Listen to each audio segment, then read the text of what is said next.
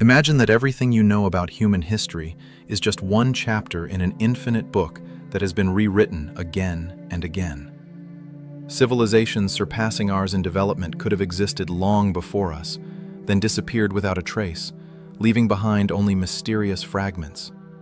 What if history is not a straight line from cave dwellers to skyscrapers, but a closed cycle where worlds are born, flourish, and perish, only for everything to begin anew? How real is the past we study in schools, and how much has been erased forever? We're accustomed to thinking of history as a continuous ascent. First hunters with spears, then the first settlements, cities, empires, the Industrial Revolution, and finally, the digital age. Everything seems logical and sequential. But what if this picture is deceptive? What if history developed in spurts, interrupted by catastrophes after which survivors started from scratch, forgetting almost everything about the previous world? Think about it. All our knowledge of the past is based only on what managed to survive. We piece together history from fragments, stone tools, pottery shards, ruins of ancient temples, rare texts that didn't turn to dust. The problem is that almost everything created by humans disappears over time. Metal rusts, concrete crumbles, wood rots, paper turns to dust. Nature is merciless. In just a few millennia, it's capable of consuming any traces of even the most advanced civilization. Imagine a civilization existed, as advanced or even more developed than ours. Then a global catastrophe happened. A massive flood, a supervolcano eruption, a sharp climate shift, or a devastating war. Cities flooded, archives burned, technologies lost in a surprisingly short time. 1,000 years later, only strange artifacts remain, buried deep underground, which we find and cannot explain. The official version of history looks too smooth. In school textbooks, they show us a neat progression. Cave people learn to make tools, invent agriculture, build the first cities, create empires, develop technologies. Everything goes upward, as if following a pre-written script. But real life doesn't work that way. Progress is chaotic, full of dead ends and unexpected turns. Civilizations rise and fall, discoveries are forgotten, entire cultures disappear overnight. Nevertheless, official chronology presents history as a continuous ascent without serious gaps. This should raise questions. Historians often have to fill gaps with assumptions. These guesses over time turn into facts, even when new findings contradict established views. History has been rewritten many times, not necessarily because of conspiracy, but because records were destroyed. Victors shaped narratives convenient to them, and the values of each era influenced the interpretation of events. Scattered across the world are traces of what could be remnants of forgotten ages. Göbekli Tepe in Turkey dates to approximately 11,000 years ago. This is much earlier than, according to standard chronology, complex societies should have appeared. There stand enormous stone pillars weighing up to 20 tons with the finest carvings of animals. Hunter-gatherers of that time, according to traditional views, shouldn't have possessed the technology to create such things. Then come the megalithic structures scattered across the planet. Baalbek in Lebanon with its gigantic stone platforms. Sacsayhuaman in Peru with perfectly fitted blocks. Nan Madol in Micronesia with flawlessly carved basalt columns. The size, precision, and scale of these structures are difficult to explain even with modern technology. If history experienced resets, these structures could be remnants of knowledge passed down from previous eras and imperfectly reproduced after catastrophe. There are also artifacts that look too advanced for their time. The Antikythera mechanism, an ancient Greek device found in a shipwreck, is often called the first analog computer. It could predict astronomical positions and eclipses with astonishing accuracy. Dated more than 2,000 years ago. But nothing similar appears in records for centuries after that. How did such a complex mechanism arise from nowhere and then disappear? Ancient maps contain strange details. The Piri-Reis map, created in the 16th century, seems to depict the coast of Antarctica without ice cover. If the interpretation is correct, This suggests knowledge from times when Antarctica wasn't frozen, that is, thousands of years ago. Scientists debate the interpretation, but such anomalies fuel the idea that fragments of knowledge from ancient civilizations could have survived subsequent ages. Myths from cultures around the world tell of golden ages, great cities, and catastrophes that destroyed them. Atlantis is the most famous example, a legendary society swallowed by the sea. But similar stories are found in Sumerian, Indian, Native American, and Polynesian traditions. This could be fantasy, but it could also be a blurred memory of real civilizations destroyed long before our time. Australian Aborigines preserve legends of times when the coastline was much farther out, of lands swallowed by the sea. Modern science confirms the sea level rose significantly at the end of the last ice age around 12,000 years ago. If these accounts truly go back to those times, they could be among the most ancient, continuous human records of real environmental changes. On Pacific Islands, numerous oral traditions describe giant waves that swallowed villages and changed coastlines. Some of these coincide with geological evidence of tsunamis caused by underwater earthquakes or eruptions. Native American tribes of the Pacific coast tell of a great earthquake and wave that devastated coastal settlements. These stories precisely correspond to what geologists believe was the Cascadia earthquake around the 15th century. If resets occurred, something had to be powerful enough to trigger them. Earth is a planet in constant motion. Massive volcanic eruptions capable of darkening the sky, disrupting climate, burying entire regions under ash. Vesuvius in 79 AD buried Pompeii so suddenly that people were frozen in ash for almost 2,000 years. Imagine something hundreds of times more powerful. The Toba eruption in Indonesia approximately 74,000 years ago probably caused a global volcanic winter.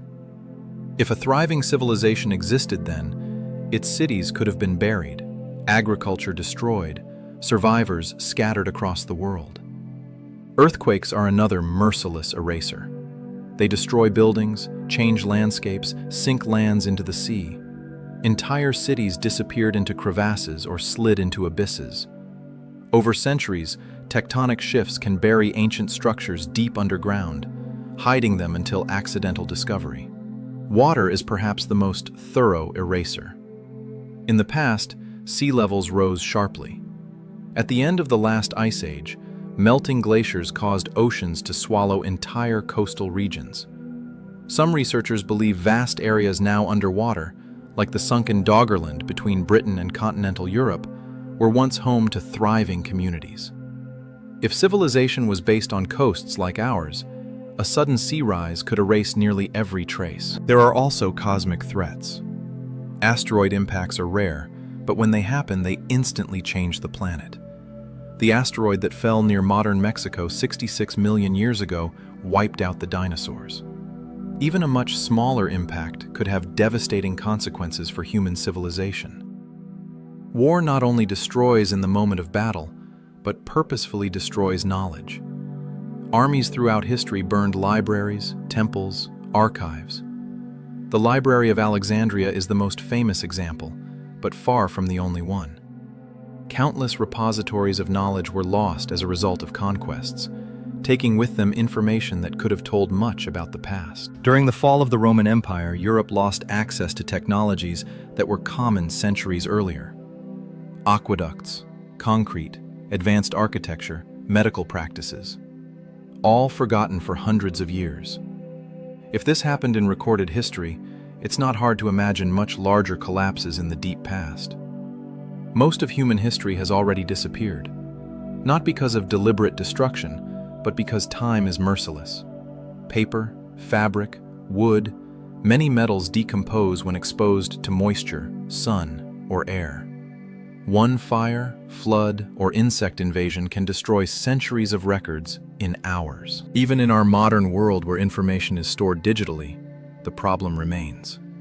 Hard drives fail, formats become obsolete, servers without electricity are useless. Written history goes back about 5,000 years, but humans in modern form have existed for about 300,000 years. A huge gap remains, filled only with scattered artifacts and assumptions.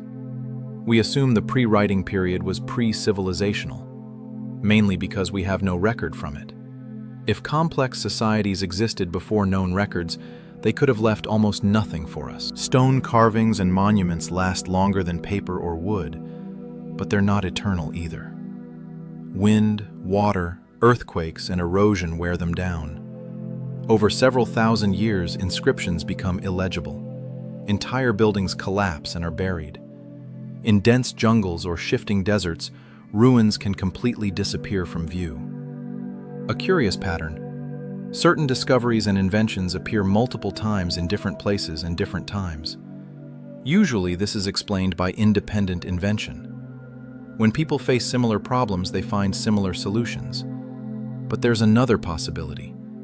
What if some invention is not innovation, but rediscovery of what was known in earlier ages? Before resets, writing appeared independently in Sumer, ancient Egypt, the Indus Valley, China, and Mesoamerica. The systems differ in style and symbols, but each marks a sharp leap from oral tradition to written history. As if the idea of writing simply materialized, fully formed. Metallurgy follows a similar pattern. Copper smelting, bronze, and iron appeared in different parts of the world at different times, sometimes separated by millennia. The process is complex, requiring mining, smelting at high temperatures, creating durable alloys. Perhaps these skills were learned, lost, and relearned multiple times. Agriculture also follows a similar template. We're told it began about 10,000 years ago in the Fertile Crescent. But archaeological evidence shows that domestication of plants and animals occurred independently in East Asia, Africa, the Americas, and the Pacific. This could mean agriculture was practiced long before our starting point, and then rediscovered after resets. It's tempting to think our modern world is indestructible. We have skyscrapers, planes crossing oceans in hours, satellites connecting the globe. We imagine that once civilization reaches this level of complexity, it's too advanced to collapse. But upon closer examination, our world is much more fragile than it seems. Our world depends on interconnected systems that rely on each other. Food depends on transportation. Transportation depends on fuel. Fuel production depends on electricity. Electricity depends on a functioning industrial base. If one layer critically fails, it can trigger a chain reaction. In major cities, stores typically keep a few days' worth of food in stock. If trucks stop arriving, shelves empty in less than a week. Without electricity, refrigerators don't work.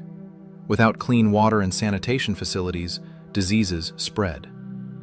These are immediate processes occurring within days. Dependence on digital technology makes us even more vulnerable. Banking, communication, commerce, healthcare. Nearly everything depends on computer systems that can be disrupted by cyber attacks, power outages, or natural disasters. If the internet shut down globally even for a few weeks, the consequences would be catastrophic. We also live in an era of just-in-time manufacturing, where parts and materials arrive at factories exactly when needed, with minimal storage. This keeps costs low, but means almost no buffer if something interrupts the flow. A major catastrophe could halt production in key industries and crash the entire global economy. In some sense, ancient civilizations were more resilient. They relied on local resources, grew most of their own food, often could survive trade disruptions. Our interconnected world gives incredible capabilities, but means we're all tied to one network. And if the network breaks, everyone feels it. One of the most plausible triggers for a modern reset is a sudden global digital shutdown. We live in an age where nearly every part of civilization is tied to digital systems. Remove them, and the modern world doesn't just slow down, it stops. A digital shutdown could occur in several ways. A massive solar storm similar to the Carrington event of 1859 could send a surge of charged particles that would disable satellites, disrupt GPS, and overload power grids. Back then, it only caused telegraph system failures. Today, it would shut down technology controlling almost everything. Another option is a large-scale cyber attack. Coordinated efforts to disable critical systems in multiple countries simultaneously, or cascading failures where one system going down triggers a chain reaction. The result would be immediate. Phones would go silent. ATMs and credit card systems would stop. Air traffic controllers would lose communication with planes. Stock markets would freeze. Hospitals couldn't access digital medical records. In the first days, many would consider it temporary. But as hours turned to days, the situation would change. Supermarkets without resupply would quickly empty. Without refrigeration, perishable goods would spoil. People would begin mass searches for ways to leave cities, creating traffic jams and chaos. Money would quickly become a problem. With banks offline, there'd be no way to access savings. In a world where most transactions are digital, loss of electronic payments would halt commerce. The shutdown would also interrupt communication. Without internet or mobile networks, news would spread slowly and unevenly. Rumors would replace verified information. People wouldn't know if the outage was local or global, caused by natural disaster, attack, or something else. Critical infrastructure would struggle. Water treatment plants rely on electricity and digital control systems. Without them, clean water would become scarce within days. Hospitals would be overwhelmed, operating on limited generator power until fuel runs out. Emergency services would face shortages of equipment, fuel, and personnel. If the shutdown continued for weeks or months, the damage would become irreversible. Factories and distribution centers would close permanently. Agricultural systems dependent on machinery, fertilizers, international trade would collapse. Governments would lose the ability to coordinate aid, and some would fall apart entirely.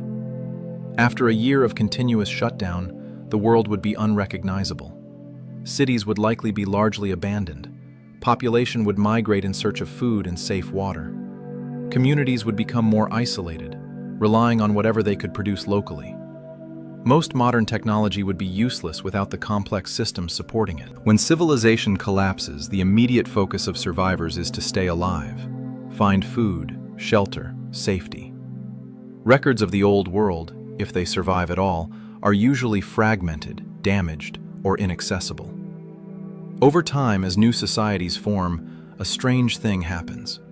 The past is rewritten. This isn't always intentional. In early stages of history, stories about the time before destruction are passed on by the few who remember. These accounts may be initially accurate, but each time they're retold, details blur, stories simplify, exaggerate, or merge with local myths. Events that were once historical begin to sound like legend. Technologies become magic. Cities become palaces of gods.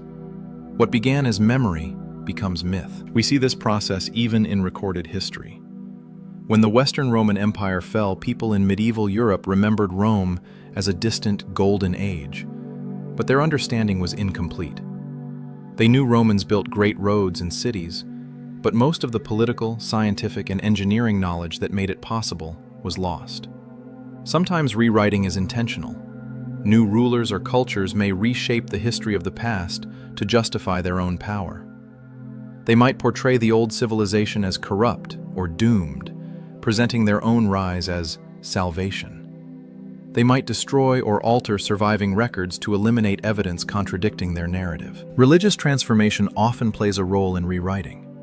When a new belief system emerges or becomes dominant, it can reinterpret past events in spiritual terms. Catastrophes might be remembered as divine punishment. Technological marvels might be attributed to gods or supernatural beings.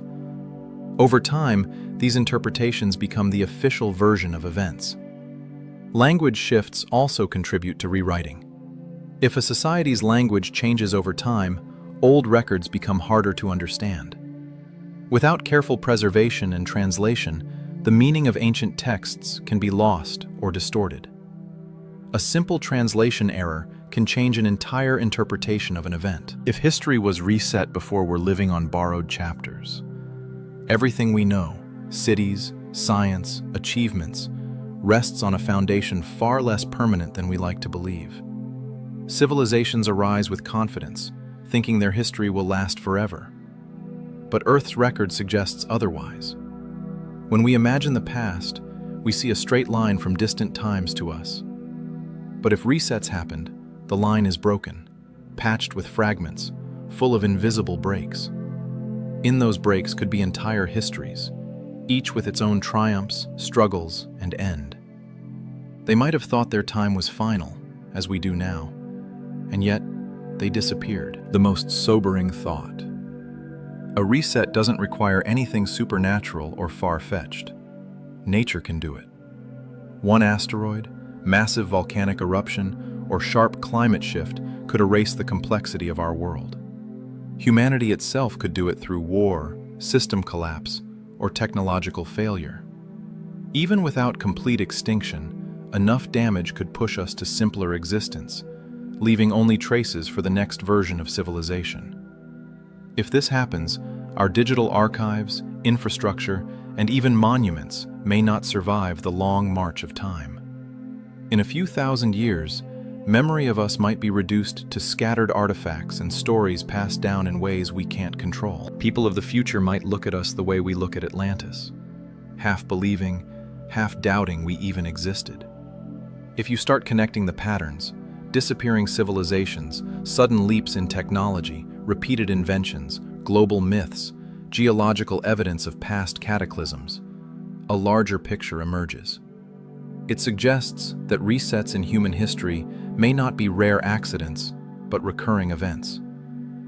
The cycle reset hypothesis suggests civilization follows a repeating pattern: rise, peak, collapse, rebirth, with each cycle erasing most of what came before. History is not a straight line, ascending ever higher, but a loop. Each loop begins with survivors rebuilding after collapse, rediscovering old skills and developing new ones. Over generations, they reach a point of high achievement in technology, art, architecture, science, and trade. But sooner or later, a combination of threats, natural catastrophes, climate shifts, famine, disease, or war undermines the foundation. Collapse can be rapid or slow, stretching over a century. Either way, the result is the same: loss of infrastructure, knowledge, and population. Then, survivors begin anew, starting a new cycle. The reason why this hypothesis is compelling: we can see smaller versions of this in recorded history. The fall of the Roman Empire, collapse of the Maya, decline of the Indus civilization. Each followed a pattern of growth, stability, crisis, and reset. In each case, the fall led to loss of skills and knowledge that took centuries to recover. Interestingly, some ancient cultures seem to build the idea of cycles into their worldview.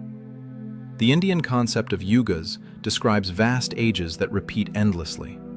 The Maya had their own cyclical calendar in which worlds are destroyed and remade.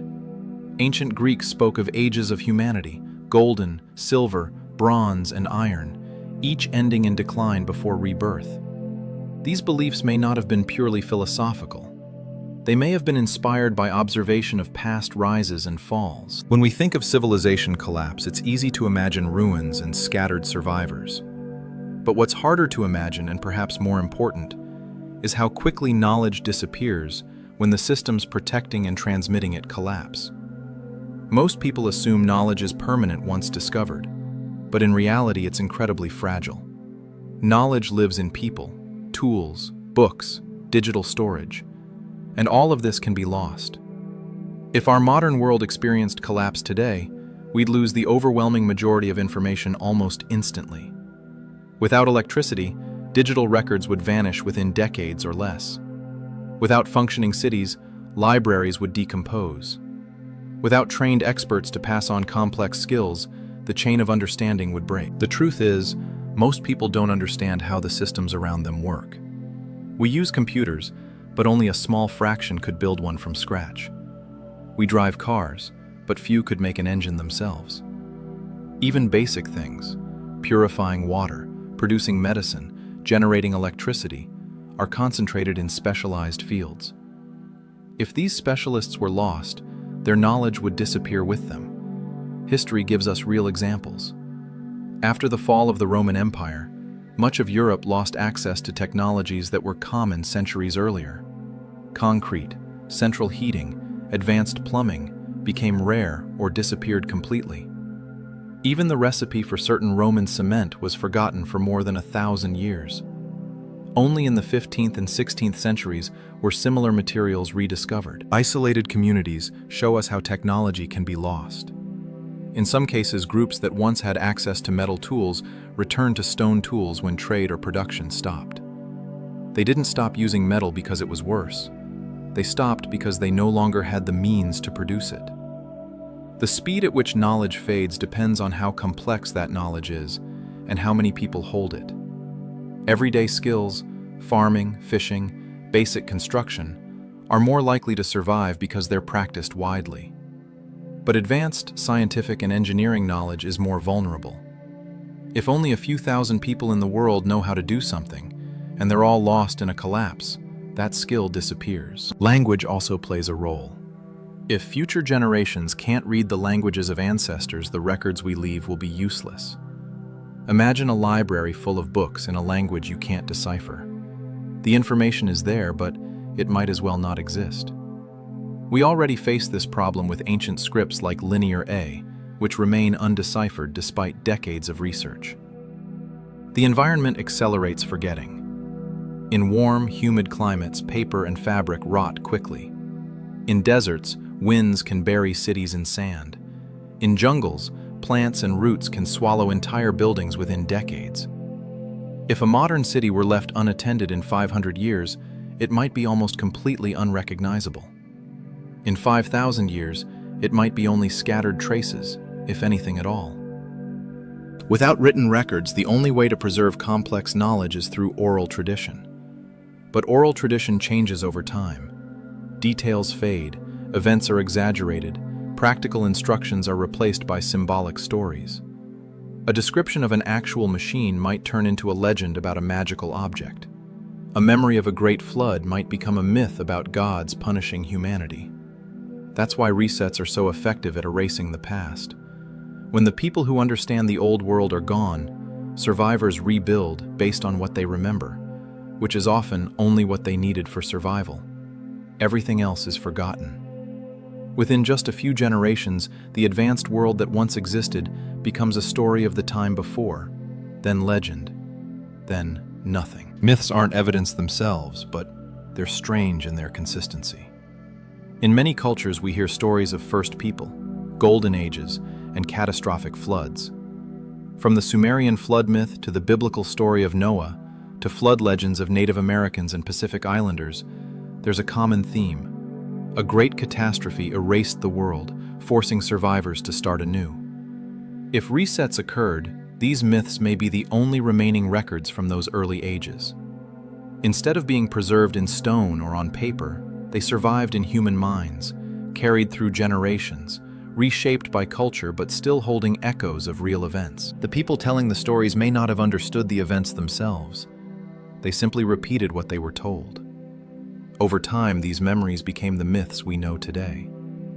What makes this even more intriguing, myths from cultures separated by vast distances with no known contact often contain strikingly similar themes. Flood myths, sky gods, and lost civilizations appear in both the Americas and the ancient Near East. The idea of cyclical history appeared in both Greek and Indian traditions.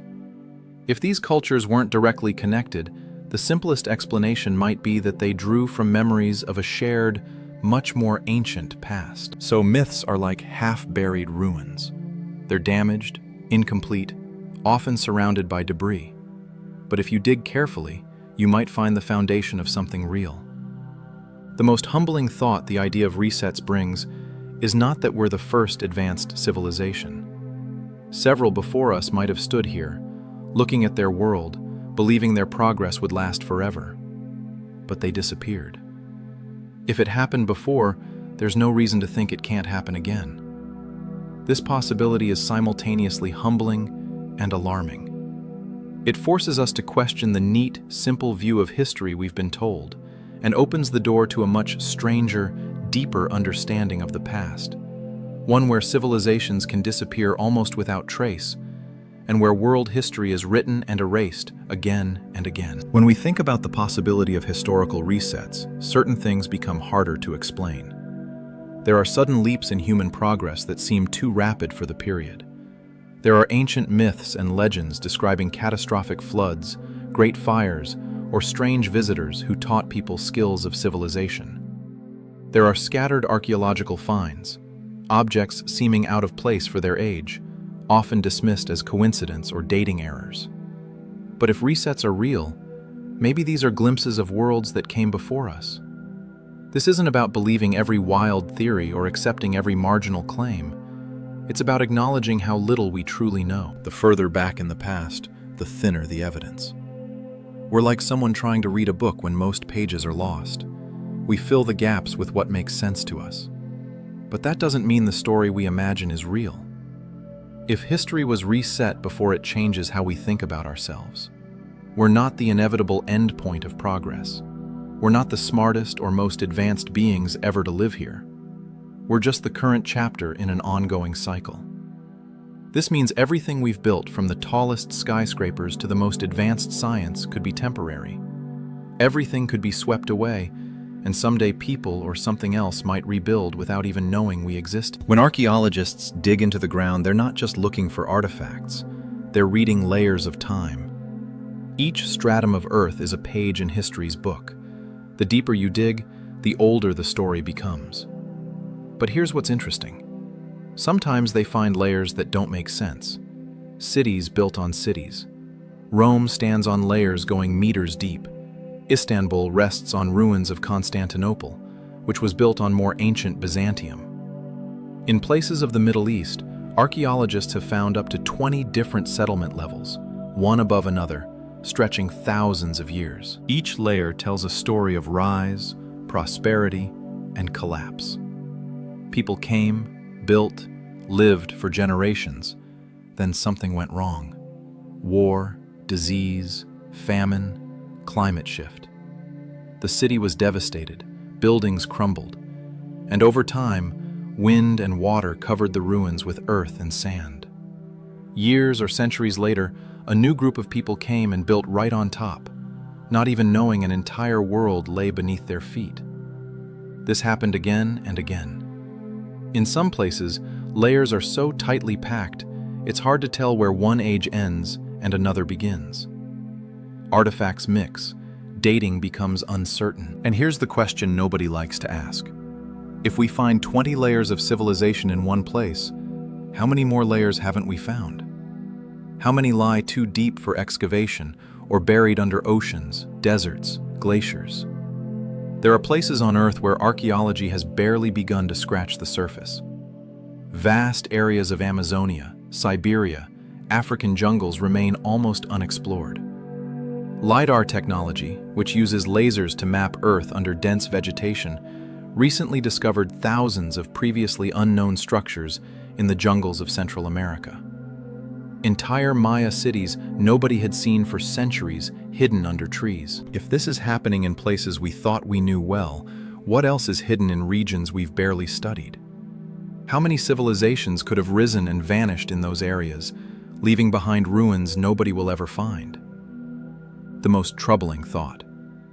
Oceans cover more than 70% of Earth's surface, and we've explored less than 20% of the seafloor. If previous civilizations built along coastlines as we do, and if sea levels rose as they've done many times in Earth's history, then most of their cities are now at the bottom of the ocean, buried under layers of sediment. We'll never find them. In some cases, forgetting becomes purposeful. New leaders may actively discourage talk of the old world, especially if comparison makes their own rule less impressive. Religious authorities may declare the old world sinful or cursed, discouraging people from studying it. Fear plays a role too. If the collapse was terrifying enough, people may avoid remembering, fearing it might happen again. The result is collective amnesia. Society consciously turns away from its past, and within a surprisingly short time, perhaps just 3 or 4 generations, almost everything is forgotten. The old world becomes a vague memory, then legend, then myth, then nothing. One of the strangest and most persistent mysteries of ancient megalithic structures is their precise astronomical alignment. Around the world, from Egypt to Mexico, from England to Cambodia, ancient builders oriented their monuments with astonishing accuracy to the sun, moon, and stars. The Great Pyramid at Giza is aligned to true north within a fifth of a degree. Its sides are almost perfectly parallel to latitude and longitude lines. Corridors inside point to specific stars as they appeared thousands of years ago. How did the builders achieve such precision without modern instruments? Stonehenge in England is aligned with sunrise at summer solstice and sunset at winter solstice. The stones are positioned to create a precise calendar tracking seasons. But Stonehenge isn't an isolated case. Throughout Europe, megalithic structures show similar alignments. In Mesoamerica, the Pyramid of the Sun at Teotihuacan is aligned with a point on the horizon where the sun sets on a specific date. The Temple of Kukulkan at Chichen Itza creates a shadow effect during equinoxes when a serpent appears to descend the pyramid's staircase. The Maya calendar was incredibly accurate, tracking Venusian cycles, lunar months, and solar years with mathematical precision. Angkor Wat in Cambodia is not only aligned with the eastern direction, but the entire temple complex serves as an astronomical observatory, tracking movements of the sun and moon throughout the year. The standard explanation is ancient people depended on the heavens for agriculture and navigation, so naturally they studied the stars. Over time, they developed complex calendar systems and built astronomical knowledge into their architecture. This is reasonable, but there's a deeper question. Why such precision? For agricultural purposes, you don't need alignment within a fraction of a degree. Approximate orientation would work just as well. Why expend enormous effort achieving near-perfect alignment? One possibility. These structures were something more than temples or tombs. They could have been observatories, but also repositories of knowledge. Astronomical alignments could encode information, dates, cycles, predictions, in a way that would outlast generations, even without written records. If a civilization knew resets happen, it might try to preserve critical knowledge in the most durable form, massive stone structures with built-in astronomical data. Future generations, even forgetting the original language or technologies, could still read the heavens and, following the pointers laid in stone, rediscover lost knowledge. This idea isn't as far-fetched as it sounds. We know ancient cultures used myths and rituals to transmit practical information.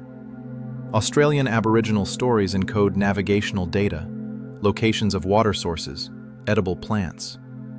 What if megalithic structures served a similar purpose? Not just monuments, but messages to future generations. Language evolves, branches, changes over time. Linguists can trace language families back to common ancestors. The Indo-European family, for example, includes most European languages, Persian, Hindi, and others, all descended from a common proto-language thousands of years ago. But there are oddities, isolated languages that seem unrelated to any other known language family. Basque in Spain is one. It's surrounded by Indo-European languages but completely different, with no known relatives. Where did it come from? Sumerian, one of the earliest written languages, is also isolated. Despite thousands of tablets and extensive literature, we can't link it to any other language family.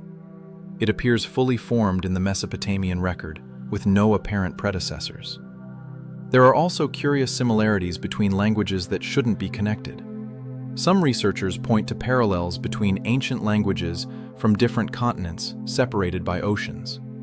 Usually, they're dismissed as coincidence or convergent evolution. But what if these are traces of a common, more ancient language spoken before the last reset? The idea of a proto-language isn't fringe theory. Linguists understand all modern languages descended from earlier forms of speech. The question is, how far back can we trace? Officially, we can reconstruct languages back about 6,000 to 10,000 years. Beyond that, the trail becomes too cold. But what if language is much older?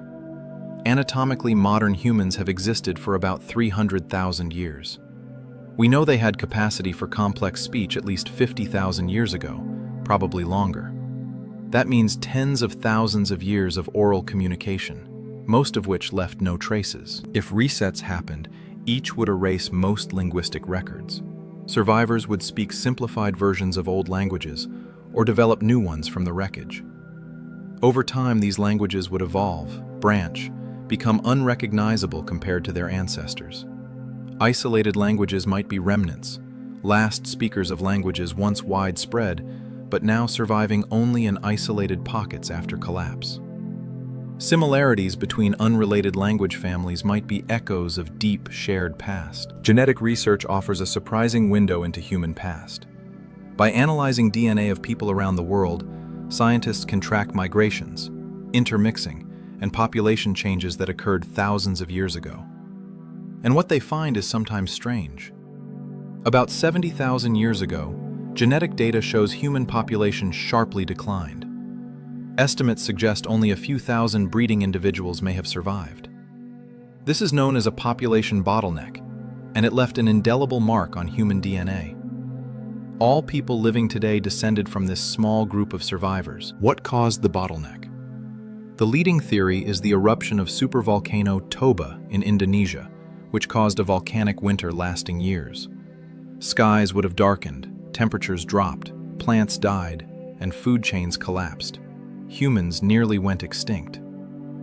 But there are other mysterious patterns in human genes. Several other population bottlenecks appear in different groups at different times, suggesting regional catastrophes. Certain genetic lineages suddenly vanish from the record, suggesting entire populations were wiped out. Even more nutrient genetic diversity among humans is unusually low compared to other species. Two random chimpanzees from different parts of Africa can be more genetically diverse than two humans from opposite ends of the globe. This suggests humans went through several severe population reductions, wiping out most of our genetic diversity. Genetic memory isn't just statistics. Some researchers suggest traumatic events can leave epigenetic traces, changes in how genes are expressed without changing DNA itself. These changes can sometimes be passed to children, creating literally a genetic memory of trauma. If global catastrophes occurred in human history, they must have been deeply traumatic for survivors. Generations would have lived under the shadow of these events. Perhaps some of our deepest fears, of darkness, heights, water, isolation, aren't just evolutionary adaptations, but echoes of ancient catastrophes encoded in our genes. Sometimes archaeologists find things that shouldn't exist, objects too advanced for their time, or found in geological layers that make their age impossible. They're called out-of-place artifacts or anachronisms. Most turn out to be mistakes, misdating, contamination, or modern objects accidentally mixed with ancient layers. But some are harder to explain. The London hammer found in rock dated to about 400 million years ago. The hammer obviously isn't that old. Humans didn't even exist then. But how did it end up in such ancient rock? Skeptics say rock formed around the hammer much later through a process called concretion. Possibly, but some researchers aren't convinced. The Klerksdorp spheres from South Africa are metallic spheres with parallel grooves found in rocks 2.8 billion years old. The official explanation is their natural formations created by volcanic activity and erosion.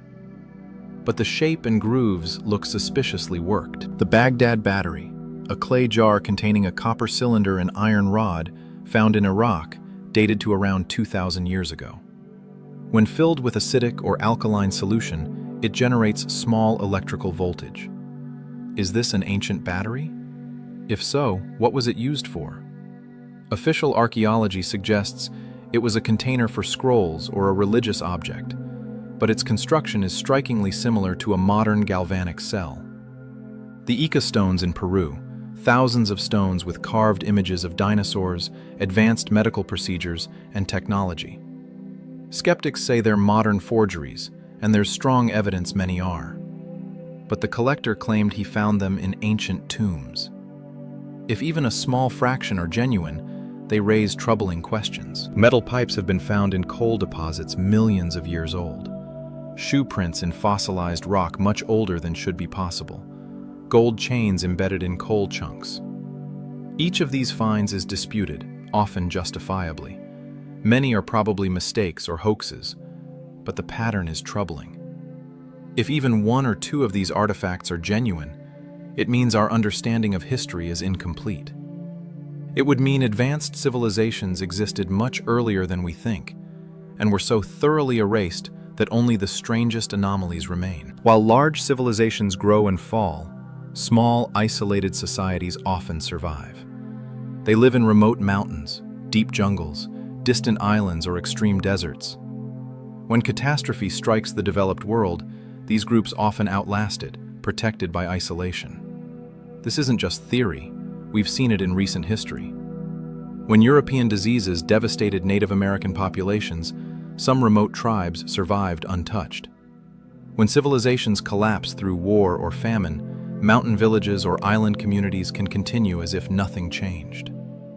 After a reset, isolated societies become the keepers.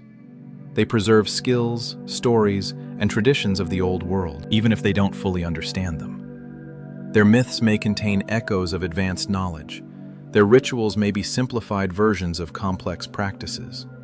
Anthropologists sometimes encounter this. A tribe in Papua New Guinea practices a ritual that has no obvious purpose, but when investigated turns out to encode practical knowledge about navigation or agriculture. A story told for generations seems fantastic, but contains accurate description of geological events. If resets occurred, the most valuable clues may not be in ruins of great cities, but in oral traditions of small, isolated groups that survived when everyone else fell. These societies are often viewed as primitive or undeveloped, but this is a misunderstanding. They've developed ways of life perfectly adapted to their environments, and their knowledge is the result of millennia of experience. They may live simply by choice or necessity, not from lack of capability. What makes this relevant to resets is simplicity means survival. Complex civilizations are fragile.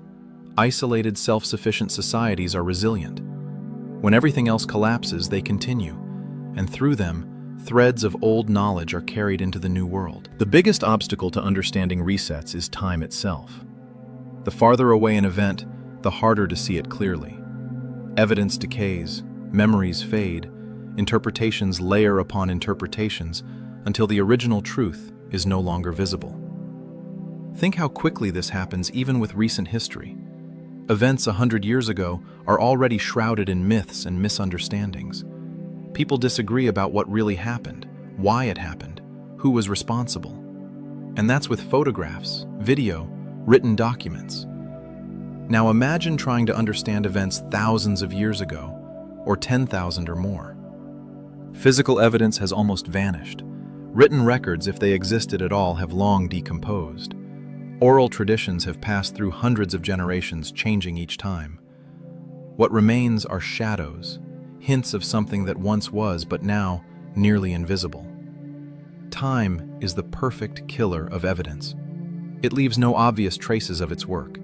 It just slowly, inexorably erases everything. And with each year that passes, the past becomes foggier, more uncertain, more open to interpretation. This creates a fundamental problem. If resets occurred tens of thousands of years ago, how could we know? Evidence would be so degraded, so fragmented, that even if we found it, we might not recognize what it was for. We might interpret it as natural formation or mistakes, or something too ambiguous for conclusions. The paradox of evidence. The older an event, the more important it would be to know about, but the less evidence survives to study it. The most critical parts of human history may be exactly those we know least about. Earth isn't isolated in space. It's constantly bathed in radiation from the sun, protected by a magnetic field that deflects charged particles. But both the sun and Earth's magnetic field change over time, sometimes dramatically. The sun goes through cycles of activity roughly every 11 years.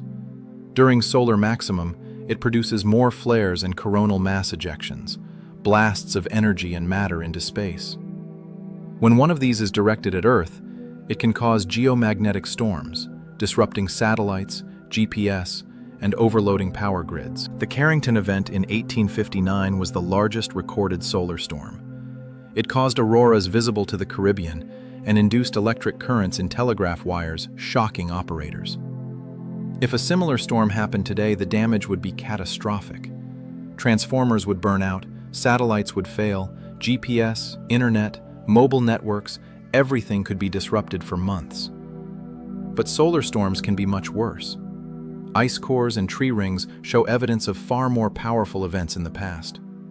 One dated around 775 AD was tens of times stronger than the Carrington event. Another occurred around 660 BC. If a similar event happened today, it could trigger exactly the kind of global digital shutdown described earlier. Earth's magnetic field adds another layer of vulnerability. The field isn't static, it migrates, weakens, and periodically flips completely. Magnetic poles swap places. This is called a geomagnetic reversal. Reversals have happened hundreds of times in Earth's history, the last about 780,000 years ago. The process can take from thousands to tens of thousands of years. During a reversal, the magnetic field weakens, sometimes nearly to zero. This would expose Earth's surface to increased cosmic radiation and solar winds. Effects on civilization would be serious. Increased radiation would affect health, especially cancer risks. Satellites would fail faster. Navigation systems dependent on the magnetic field would stop working. Animals that use magnetic fields to migrate would be disoriented. Some researchers suggest past reversals may have coincided with mass extinctions or evolutionary changes. Evidence is inconclusive, but the possibility is troubling. If a reversal occurred during the existence of an advanced civilization, it could seriously destabilize society, especially one dependent on technology. Current data shows Earth's magnetic field is weakening. It's lost about 10% of strength over the last 170 years. The South Atlantic anomaly, an area where the field is particularly weak, is expanding. Some scientists wonder if these are early signs of an impending reversal. If so, it won't happen tomorrow. But in the context of resets, it's a reminder. Cosmic forces we barely understand can destabilize our civilization without warning. Now stop and think about this. Religious and sacred texts are often dismissed as purely symbolic or spiritual, having no historical or scientific value. But many contain descriptions of events that sound surprisingly concrete. The book of Genesis describes a great flood erasing humanity, with Noah saving animals and family on an ark. The story is exaggerated, symbolic in its presentation, but the flood isn't unique to the Bible. The Epic of Gilgamesh, written centuries earlier in Mesopotamia, describes an almost identical story. Utnapishtim, the hero of the Sumerian version, builds a boat, survives a catastrophic flood, sends out birds to find land. The similarities are too close to be coincidence. Both stories probably derive from a more ancient shared source, a memory of an actual flood that devastated the region. Archaeological evidence shows Mesopotamia experienced several catastrophic floods in antiquity. One around 2900 BC left a layer of sediment indicating a massive flood.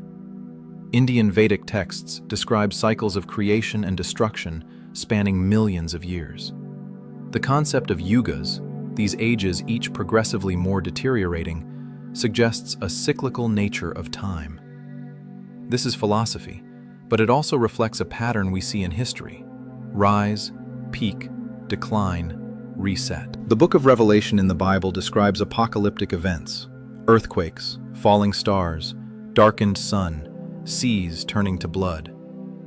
Often read as prophecy or allegory, but some descriptions sound like memories of real catastrophes.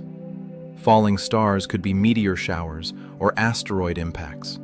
Darkened sun, volcanic winter. Seas turning to blood, algae blooms or pollution from massive underwater eruptions. The Quran mentions peoples of antiquity, Ad, Thamud, the people of Lot, who were destroyed for their sins.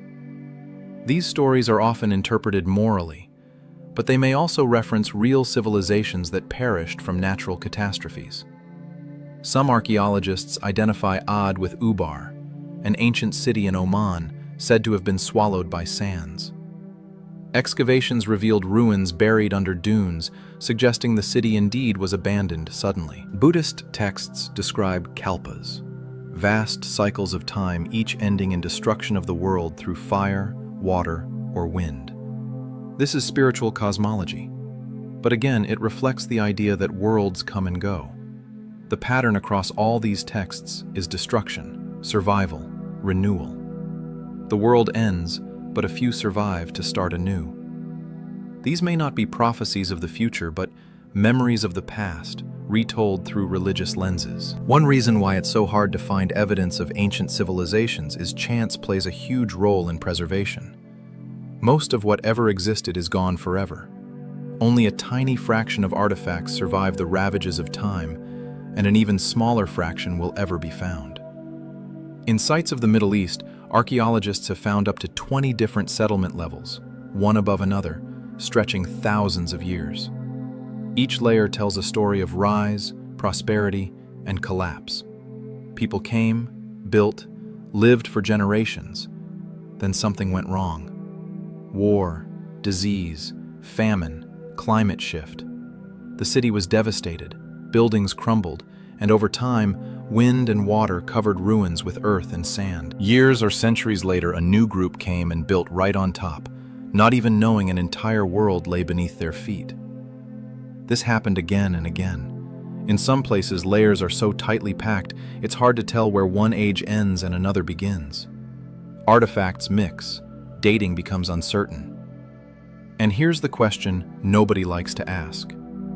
If we find 20 layers of civilization in one place, how many more layers haven't we found? How many lie too deep for excavation, or buried under oceans, deserts, glaciers? Official history is presented as a complete picture. Dates, events, causes, and effects. Everything neatly arranged. But when you start looking closer, cracks appear. Small inconsistencies, strange details that don't fit. They're usually ignored or explained away, but they remain like splinters in the constructed narrative. Take the pyramids of Giza. Officially, they're about 4,500 years old, built as pharaoh tombs. But there's a problem with this story. Geological studies of the Sphinx show signs of water erosion, deep vertical grooves that could only be created by prolonged periods of rain. Egypt hasn't received such rain in the last 5,000 years. The last time the climate there was wet enough was more than 10,000 years ago, at the end of the last ice age. If the Sphinx's erosion is truly water-based, it means the statue is much older than we're told. This also raises the question, if the ancient Egyptians didn't build the Sphinx, who did? And if the Sphinx is older, perhaps the pyramids are too. Inside the Great Pyramid, there are details hard to explain even with modern technology. Stone blocks fitted so precisely you can't insert a blade between them. Some stones weigh more than 70 tons, lifted to heights of tens of meters. Inner corridors aligned with astronomical precision. How could a civilization said to have only copper tools and wooden levers achieve this? The standard explanation is massive workforce, ingenious engineering, time and patience. Possibly, but there's another possibility. What if the pyramid builders had access to technologies or knowledge from an earlier age? What if they weren't inventing these methods, but rediscovering them? Or consider Tiahuanaco in Bolivia, an ancient city high in the Andes. The ruins include massive stone gates carved from a single piece of andesite weighing more than 10 tons. The surface is so flat and smooth, it seems machine-worked. Some stones are joined by complex notches and protrusions precisely fitted to each other without using mortar. Official dating places Tiahuanaco around the 1st millennium AD, but geological and astronomical studies suggest some parts may be much older, perhaps up to 12,000 years. Some stones show signs of prolonged weathering inconsistent with an age of 1,500 years. And the city is built on the shore of what was once a lake. But water levels changed thousands of years ago. Then there's Yonaguni, off the coast of Japan. An underwater structure with terraces, steps, and right angles lying at a depth of about 25 meters. Some geologists claim it's a natural formation. Others point to too many regular shapes, too many straight lines. If it was made by humans, it must have been built when sea levels were much lower, more than 10,000 years ago. These anomalies are inconvenient for official chronology. They suggest complex civilizations may have existed much earlier than we're told, or that history didn't develop as linearly as we think. In history, there are moments when technology seems to appear from nowhere. No slow development, no series of gradual improvements, just sudden appearance of something fully formed. This is strange because technology usually evolves. You see early crude versions, then improvements over time. But sometimes, that's not what we find. Writing in Sumer appears around 3200 BC. It seems almost instantaneous. Early examples are already quite complex. There's no long phase of experimentation with different systems. It's as if someone decided to start writing one day and the system was already ready. Same with metallurgy. Copper tools appear in the archaeological record quite suddenly in several regions. The process of smelting metal from ore isn't simple. It requires control of high temperatures, understanding of chemistry, specialized furnaces. How did hunter-gatherers or early farmers figure this out? The usual explanation is accidental discovery. Maybe someone noticed certain rocks melt in hot fire. Maybe. But the jump from noticing to functional metallurgy is a huge leap. Glass is another example. Glass production requires heating sand to more than 1700 degrees Celsius. Early glass beads date to about 3,500 years ago in Mesopotamia and Egypt. How did ancient people achieve such temperatures? They had to build specialized furnaces, control fuel, understand materials. Where did this knowledge come from? One pattern that appears again and again. Technologies emerge in multiple places at roughly the same time, even when these places weren't in contact. The Bronze Age begins in the Middle East, Europe, Asia, and North Africa in roughly the same time window. As if the idea spread quickly, but we have no record of how it happened. There are two ways to explain this. First, people really are ingenious, and when conditions are right, different groups independently invent the same things. This is quite possible. But the second explanation is, what if these technologies weren't new? What if they were rediscovered from knowledge that once existed, was lost during a reset, then slowly recovered? The idea of knowledge transmission through dark ages isn't new. We know it happened with Greek and Roman texts during the European Middle Ages. Many works were lost in the West, but preserved in the Islamic world, then translated back to Europe centuries later. If this can happen over a few centuries, why not across millennia? Knowledge is fragile not only because materials decay, it's fragile because people destroy it, intentionally or not. Libraries burn, archives are lost. Entire systems of knowledge are erased overnight. The Library of Alexandria is the most famous example. At its peak, it possibly contained hundreds of thousands of scrolls collected from across the known world. Scholars came from all sides to study there. It was the greatest repository of knowledge in the ancient world. Then, it disappeared. The exact cause is still debated: fires, wars, neglect. But the result is one: almost everything was lost. We know titles of some works that were there, complete histories of entire peoples, scientific treatises, maps, philosophical texts. Gone, irretrievably. What we know of the ancient world is a tiny fraction of what was recorded. Most just vanished. But Alexandria wasn't alone. The Library of Baghdad, the House of Wisdom, was destroyed during the Mongol invasion in 1258. They say the Tigris turned black from ink of scrolls thrown in the river. How much knowledge was lost in those days we'll never know. In Mesoamerica, Spanish conquistadors burned Maya codices as pagan works.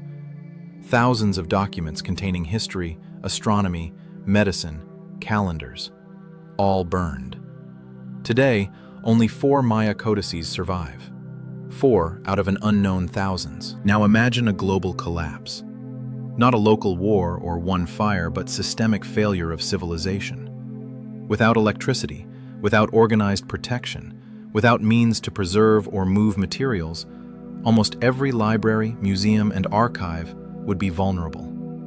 Fire, water, looting, decay, all would destroy records in very short time. Digital records aren't better, they're actually more fragile.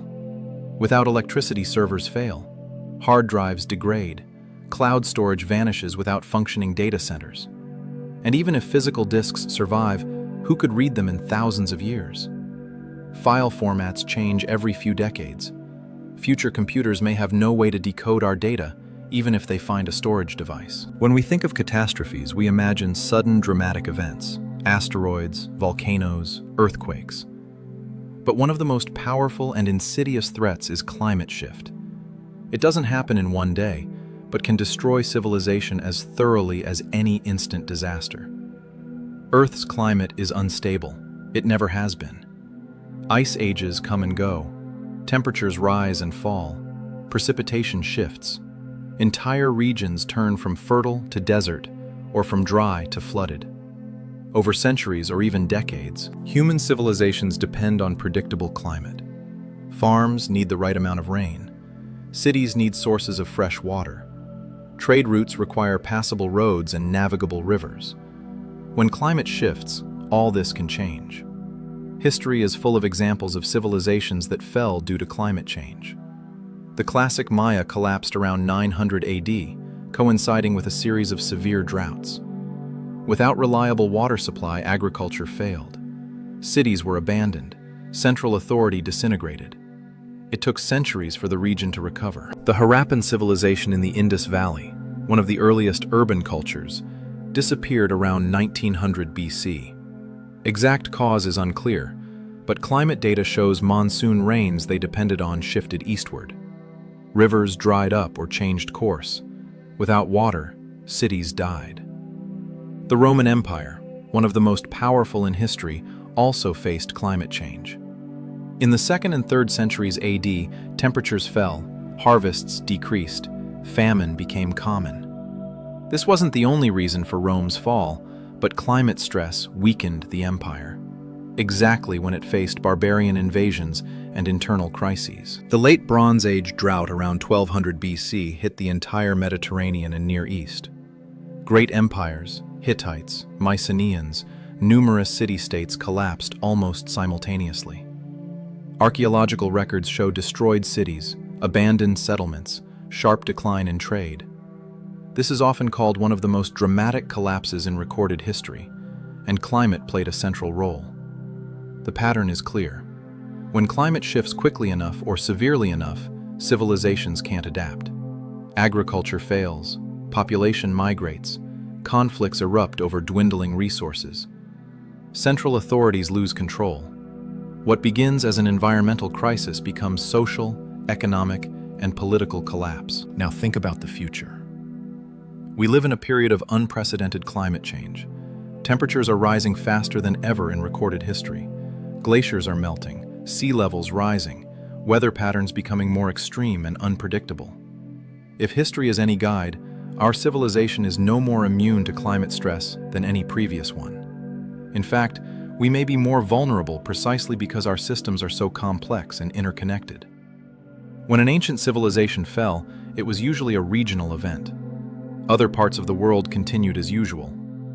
But today, the world is so connected that a crisis in one region quickly affects all others. Drought in one country causes global food price spikes. Refugees cross borders, destabilizing neighboring regions. Trade networks are disrupted, sending ripples through economies everywhere. Climate shift may not be a sudden dramatic event, but it could be a slow, inexorable trigger for the next reset, especially if it coincides with other threats: pandemic, economic collapse, war, or technological failures. History doesn't repeat exactly, but it rhymes. Patterns remain the same. Resource stress, migration, conflict, collapse. If climate continues changing as rapidly as now, we may stand on the threshold of another reset, different in details, but familiar in structure. The creepiest thing about the idea of resets isn't that they happened before. It's that nobody saw them coming. People at those moments probably thought their world was stable, that their progress would last. Then something broke, and everything changed irreversibly. We live with the same illusions. We look at our technology, our cities, our achievements, and think, this is permanent. But if you look closer, you see cracks everywhere. Systems operating at the limit, resources depleting faster than they're replenished, tensions mounting between nations, environmental indicators flashing red. Maybe we're not the first to stand at this spot. Maybe there were others standing at the peak of their age, thinking they'd achieved something eternal, then disappeared, leaving only hints and puzzles for those who came after. Ancient texts are full of warnings about cycles. The Indian scripture, Mahabharata, describes weapons so destructive they burn entire armies in an instant, raising mushroom clouds. Traditionally, this is read as mythological exaggeration, but the description is strikingly similar to nuclear explosions. What if it's not complete fantasy? What if it's a distorted memory of technology that once existed? The Egyptian emerald tablet attributed to Hermes Trismegistus contains the phrase, "as above, so below." This is often interpreted esoterically, but it could also reflect advanced understanding of connection between heavens and earth, astronomy, gravity, cosmic cycles, knowledge that seems too advanced for the time it was written. The Greek philosopher Plato wrote about Atlantis not as fantasy, but as a story told to him by Egyptian priests. They claimed it was a real empire, existing 9,000 years before their time, destroyed in one night by earthquakes and floods. Most scholars consider it allegory.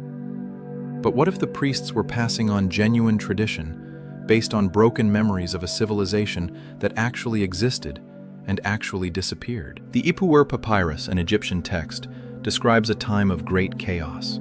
Rivers become blood, the land overturns, social order collapses.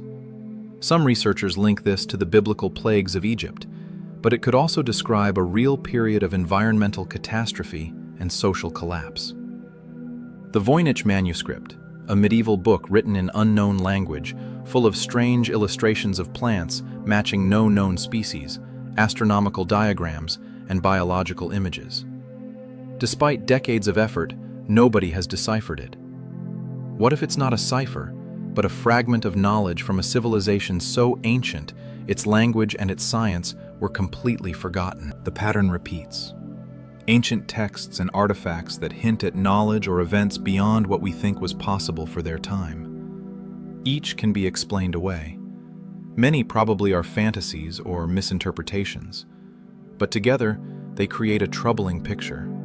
A picture of a world where knowledge was lost and found repeatedly, where history is deeper and stranger than the official version admits.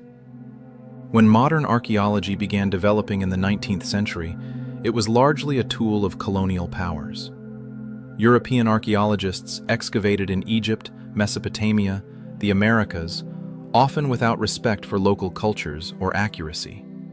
They sought treasures and spectacular finds rather than systematic understanding. Much early archaeological work was incorrect. Dating was crude, context ignored, artifacts mixed or lost their provenance. Worse, early archaeologists often fit their finds into predetermined narrative that confirmed European superiority or biblical stories. This legacy still affects how we understand history today. The basic chronology of ancient civilizations was established in this early, less rigorous era. Many dates and interpretations from that time remain simply because they became standard, even when new evidence suggests they may be wrong. Modern archaeology is much more careful, but it's still limited. Excavations are expensive, sites are too many, researchers and funding too few. Only a tiny fraction of sites of interest have been investigated, and of those that were, only portions have been fully excavated. This means our understanding of the past is based on a random, incomplete sample. We find what was preserved in the right conditions in places where we happen to look, using methods and tools we have at the moment. Everything that doesn't meet these criteria remains invisible. Moreover, archaeologists often interpret finds through the lens of current theories. If something doesn't fit, It may be dismissed as anomaly or reinterpreted to conform. This isn't necessarily ill intent, it's just how science works. Theories resist change, especially when deeply entrenched. But it means evidence of resets, if it exists, may be systematically undervalued or misunderstood. A strange artifact that doesn't fit chronology is labeled contamination. A geological layer suggesting sudden catastrophe is interpreted as gradual process. Myths describing advanced knowledge are dismissed as fantasy. This isn't conspiracy, it's just limitation of the system. Science moves slowly, conservatively, often ignoring evidence that doesn't fit until there's too much to ignore. The problem is, if resets truly happened by the time evidence becomes undeniable, it may be too late to learn the lessons. Technology changes what we can see. LiDAR, satellite imaging, ground-penetrating radar, DNA analysis. All these tools are discovering things previous generations missed. Each year brings new findings that revise what we thought we knew. In Turkey, Göbekli Tepe rewrote the chronology of the Neolithic Revolution. In the jungles of Guatemala, LiDAR revealed tens of thousands of previously unknown Maya structures. In Siberia, genetic analysis showed a mysterious human lineage, Denisovans, interbred with modern humans, leaving traces in our DNA. These discoveries remind us we're still at the very beginning of understanding human past. Each new technique, each new excavation potentially could overturn what we thought we knew. And if this is true for the last 10,000 years, how much less do we know about the preceding hundreds of thousands? One of the most intriguing aspects of ancient megaliths is how they were built without modern equipment. Moving stones weighing hundreds of tons, carving them with millimeter precision, lifting them into place. This is challenging even with modern cranes and tools. So how did ancient people do it? The standard explanation involves simple tools, massive workforce, ingenious engineering, wooden levers, stone rollers, ramps, patience. Possibly, but there are problems with this model. Some stones at places like Baalbek or Sacsayhuaman are so massive that even with modern equipment moving them would be a difficult task. The Baalbek stones include blocks weighing more than 800 tons. The largest modern cranes can lift about 1,000 tons, and that's with careful engineering and stable foundations. How did ancient builders lift similar stones using only ropes, wood, and human force? Maybe they built complex lever systems. Maybe they used techniques we don't understand. Or maybe they had access to technologies that were lost. There are curious stories from the colonial era about local people on Pacific islands moving massive stone statues using methods Europeans thought impossible. Easter Islanders are said to have walked their moai statues into place using ropes and coordinated rocking. Sounds absurd, but when researchers tested it, the method worked. This suggests ancient builders knew techniques we've forgotten or underestimated. Not necessarily advanced technology in our sense, but deep, sophisticated understanding of physics, materials, and coordination. Knowledge that was transmitted, then lost when civilizations collapsed. There are also theories about acoustic levitation, using sound waves to reduce weight of objects or aid in moving them. Some ancient texts, especially from Tibet and Egypt, mention use of sound or vibration to move heavy objects. Modern physics confirms sound waves can manipulate matter under certain conditions. Acoustic levitation is real, though primitive in our current applications. Could ancient civilizations have developed acoustic techniques we're only beginning to rediscover? This is speculation, but no wilder than suggesting they moved 1,000-ton stones using only wooden levers. The pattern repeats. Ancient achievements that seem impossible suggest either we're underestimating ancient ingenuity or they had access to knowledge from earlier, more advanced ages. One of the strangest things about human development is the long period of stagnation. Anatomically modern humans appeared about 300,000 years ago. They had the same brains, same bodies, same basic capabilities as us. But for most of that time, nearly 250,000 years, they seem not to have done much. They hunted, gathered, made simple tools, lived in small groups. That's all. No cities, no agriculture, no writing, no art or symbolism as far as we can tell. Then, around 50,000 years ago, something changed. Suddenly, humans began creating art, cave paintings, carved figurines, musical instruments. They began burying their dead with rituals. They created more complex tools, jewelry, symbols. This is called the Great Leap Forward, or cognitive revolution. But here's the oddness. If humans had the capacity for this all along, why did it take 250,000 years to start? Standard explanation is evolution of language or social structure that allowed more complex culture. Possibly, but it doesn't explain the delay. There's another possibility. What if the pattern wasn't linear? What if early humans developed culture repeatedly only to lose it in local or regional collapses? Population bottlenecks, climate catastrophes, diseases, all could erase progress, forcing survivors to start over.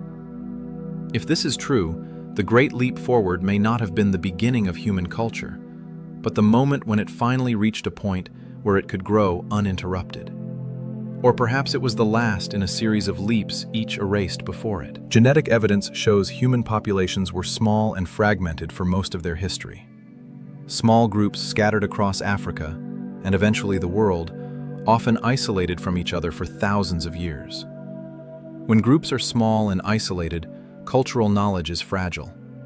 A few bad years, one disease, one conflict can wipe out generations of accumulated knowledge.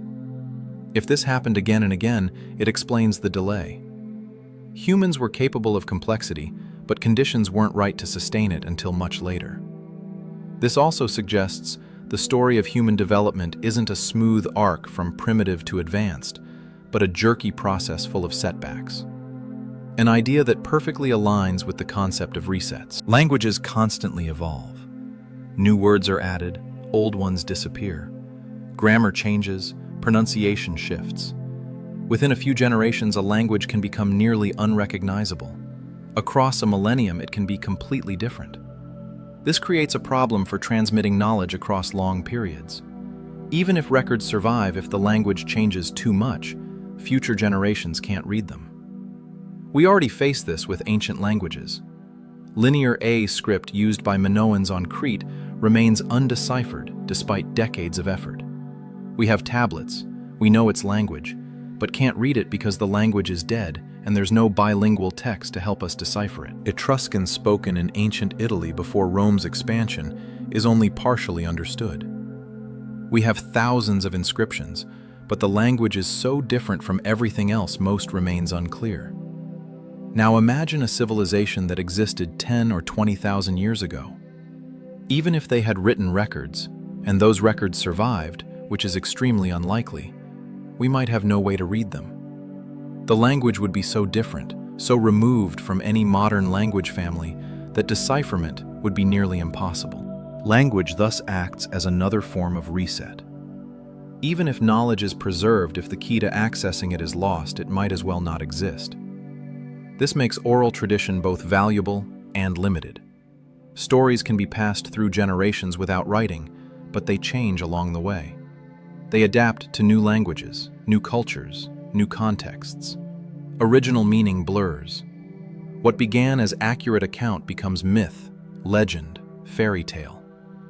But even blurred memories can contain kernels of truth. The hard part is recognition. What's real and what's added, distorted, or completely invented. That's where archaeology and anthropology become critical.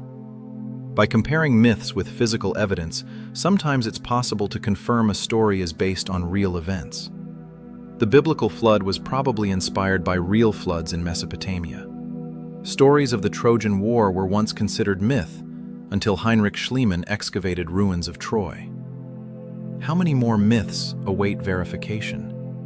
How many contain blurred memories of reset events? If we take the idea of resets seriously, it raises an uncomfortable question. Could this happen again? And if so, what can we do to prevent it? The answer to the first question seems clear. Yes, it can happen again. All the forces that caused resets in the past are still present. Earthquakes, volcanoes, asteroids, climate shifts, pandemics, wars, technological failures. None of these have disappeared. If anything, some are more likely or more destructive than ever. What can we do? Honest answer? Not much. We can't stop earthquakes or volcanic eruptions. We can track asteroids and possibly redirect one if we detect it early enough, but that's still unproven technology. We're struggling to slow climate change and progress is slow. What we can control is our own fragility. We can make our systems more resilient, less dependent on fragile global supply chains. We can decentralize critical infrastructure so failure in one place doesn't cascade everywhere. We can store redundant supplies of food, water, medical supplies. We can also preserve knowledge better. Digital storage is fragile, but there are alternatives. Long-term archival methods like microfilm can last centuries. Some researchers are working on projects to encode critical information in incredibly durable formats. Ceramic tablets, synthetic crystals, even DNA.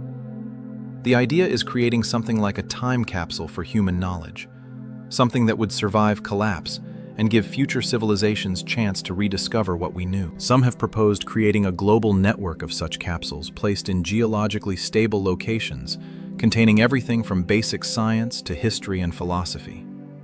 Sounds eccentric, but it's based on real concern. If a reset occurs, what will survive? What will future archaeologists find when they excavate our ruins? Truth is, most of our civilization will vanish within centuries. Plastic will decompose, metal will rust, concrete will crumble, glass will shatter.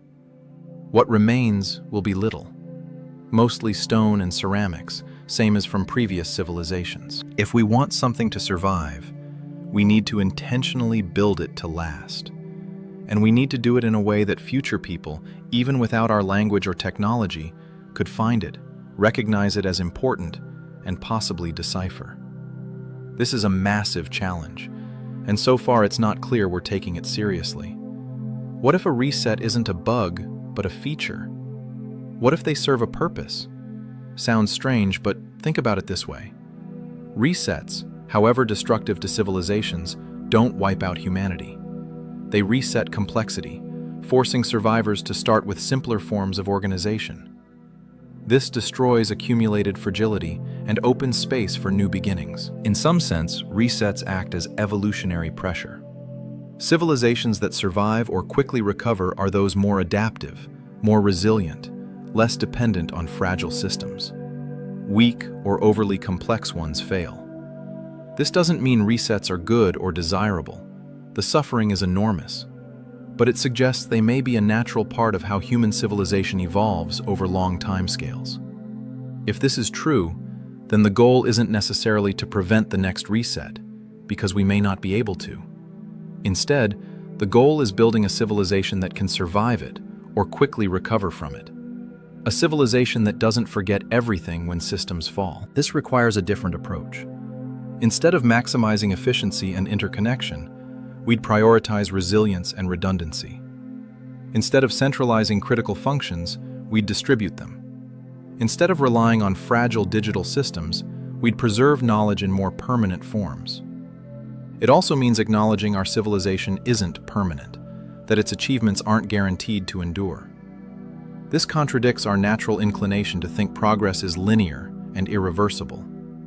But history suggests otherwise. Perhaps the lesson of resets isn't that we should fear them, but that we should learn to live with them, prepare for them, and maybe even find ways to use them as opportunities for renewal. A few researchers on the periphery of mainstream science are working on what they call catastrophe archaeology.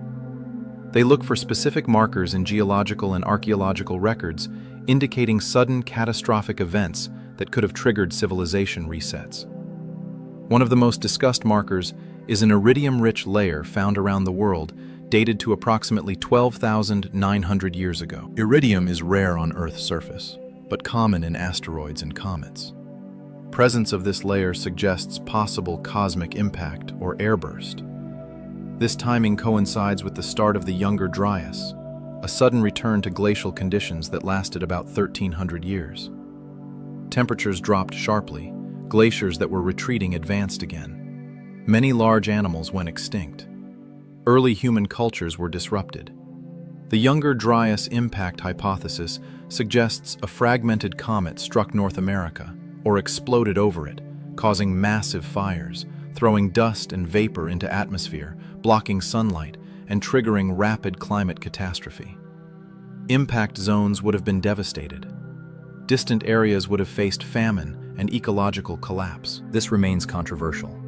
Some geologists argue against impact, suggesting alternative explanations for the iridium layer and other evidence.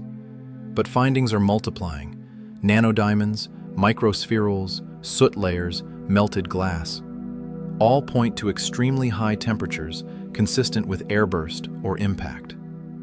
If the Younger Dryas impact is real, it represents a recent, well-documented example of catastrophic event that could have triggered a reset.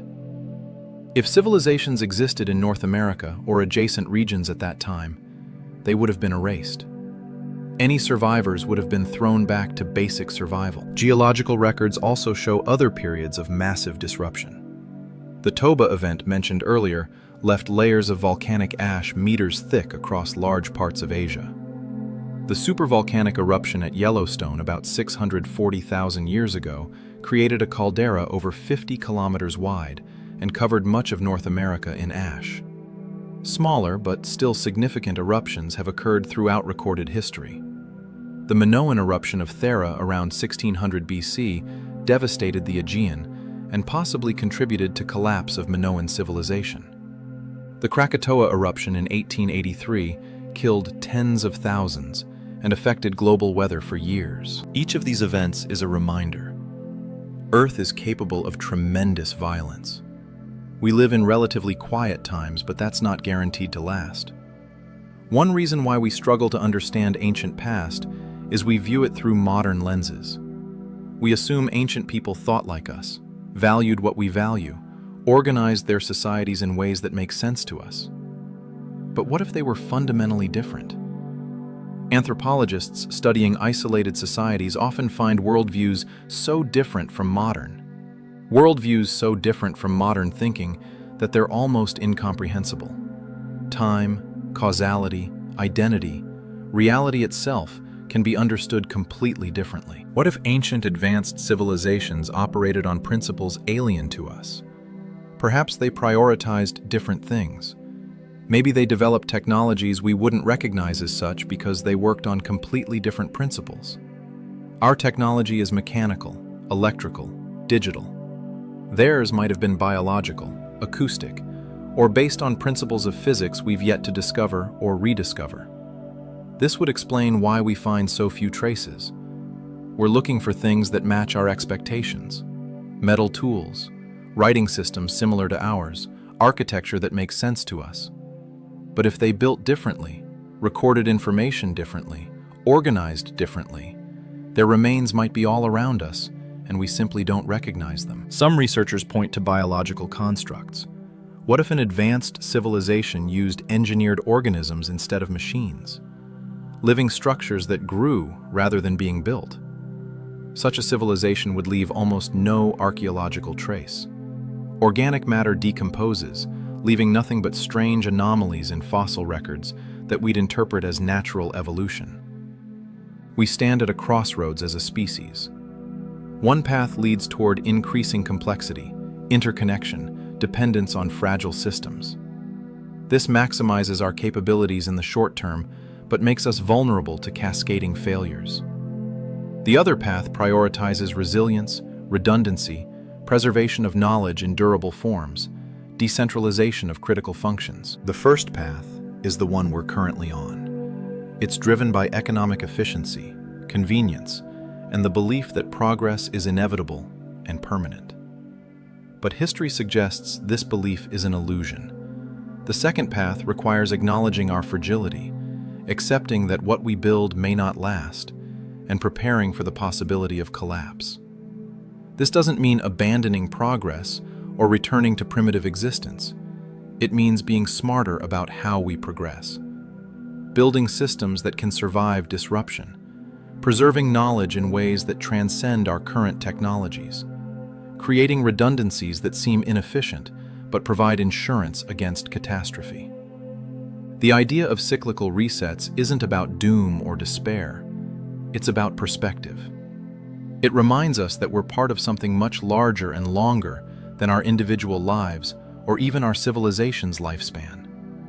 It suggests humility in the face of deep time and the forces that shape it. If resets occurred before, we are not the pinnacle of human achievement, but one chapter in a very long book. Others may have come before us, reached heights we can barely imagine, then fell into darkness. And others will come after us, whether we fall or not. The question isn't whether resets happen. Geological, archaeological, and genetic evidence increasingly suggests they do. The question is what we do with this knowledge.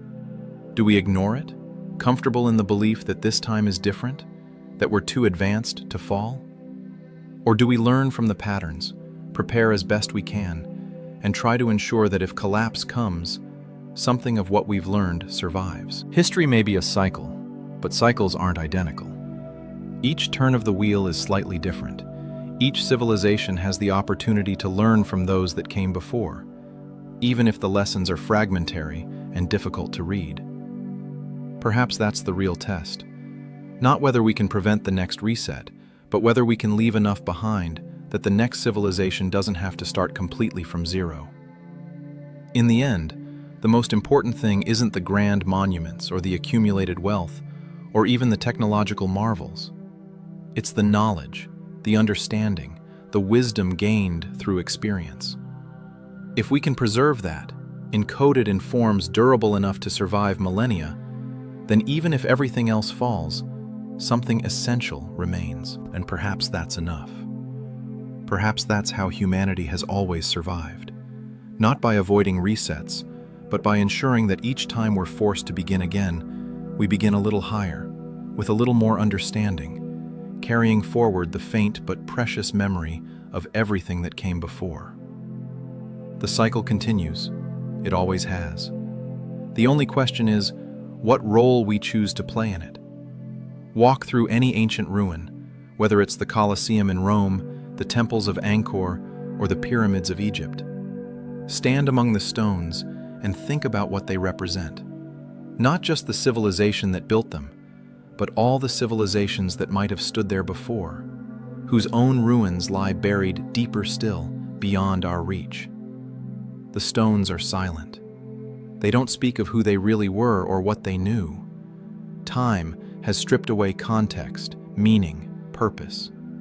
What remains are fragments, beautiful and mysterious, but ultimately incomplete. We interpret these fragments through our own understanding, projecting our beliefs onto them. But the truth, the real truth of what happened, who they were, what they achieved, and why they fell, remains locked away, perhaps forever. And someday, our own stones will be silent too. Future archaeologists, if they exist, will walk through ruins of our cities, trying to understand who we were. They'll make guesses based on what survived. They'll be partially right and partially wrong, just as we are about those who came before. The cycle doesn't just reset civilizations, it resets understanding. Each time we begin again, we lose a little more of the accumulated wisdom of ages, unless we find a way to break the pattern. That's the challenge. Not to prevent collapse, which may be impossible, but to find a way to carry knowledge across the dark times, to leave messages clear enough that even millennia from now, even after language has changed and technologies have been forgotten, someone will find them, understand them, and learn. Because if history has taught us anything, it's this: civilizations rise and fall, but humanity endures. And somewhere in that endurance, in that stubborn refusal to stay down, lies our greatest achievement. Not the pyramids or skyscrapers, not the art or science or philosophy, but the simple, profound fact that no matter how many times we fall, we get back up. We start again. We rebuild.